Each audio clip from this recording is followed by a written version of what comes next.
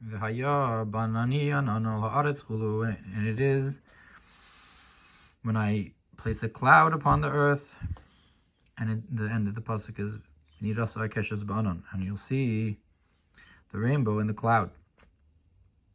Rabos parsha lamed daf lamed aleph lechad shaya biyado kluv kardom roteach bikesh litnu al beno v'nasnu al avdo chulu.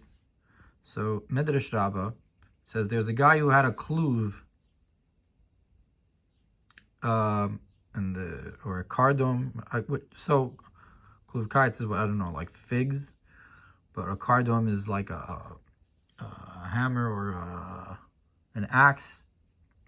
Anyways, it was boiling, it was burning. He wanted to place it upon his son, and instead he placed it upon his servant. Move on, the high anan whom in bechinas gvuros kashos. So it's understood that this cloud, then, if it's comparing it to this, so to speak, burning thing, it's harsh judgments. And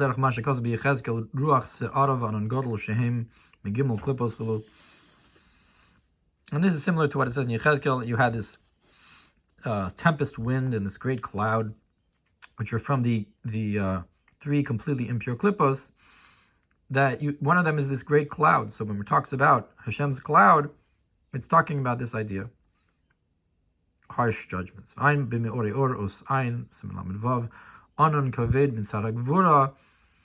It defines Kabbalistically a heavy cloud as part of judgments, strictnesses. And the end of the verse is that I will see the rainbow in the cloud. So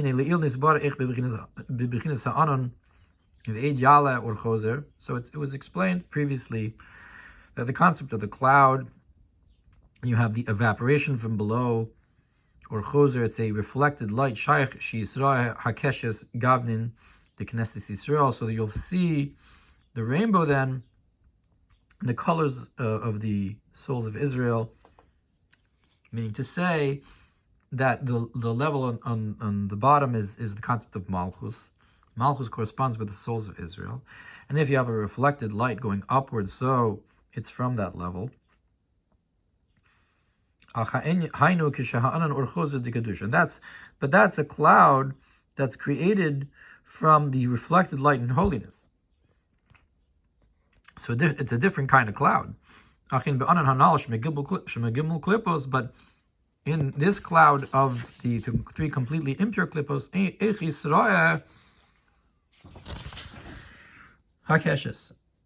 how can you then see the rainbow? So when the first part of the pasuk is talking about the harsh judgments, that's when we have a question of a rainbow, not Gavnin the Hirin of Knesset Yisrael. We can say Shezeu al derech hislabshus hamalchus begimel klippos lachniim.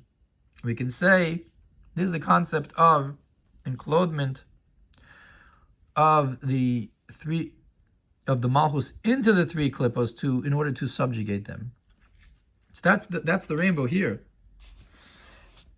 Haramaz parshas Berashit tezayin aleph gabi v'haaretz haisasohu. He brings this kind of concept. And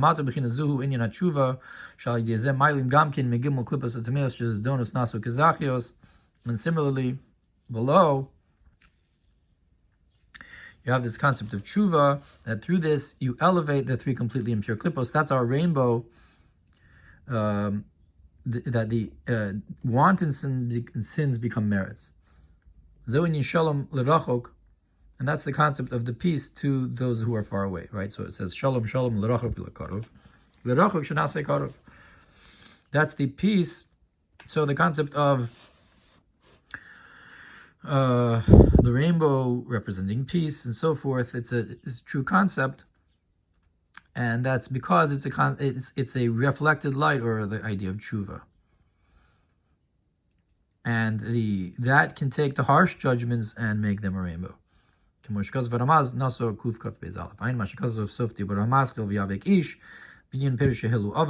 it says about that Yaakov and Esav, when they were fighting, they lifted up dust until the Kisei HaKavod. It's also a concept of a reflected idea of the physicality of the dust being elevated to a high place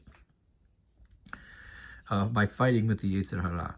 Vayin l'kaman b'dibur hamaschel tikun yirches v'zacharti es brisi chulu lo yeh od hamayim lemabul. Zohar chilik aleph kuf yedal daled. So here you have the waters not being a mabul anymore because of remembering the covenant. So Mei Noach, that's the idea of the waters of the flood can be mikvah waters. You can change the harsh judgments and sweeten them.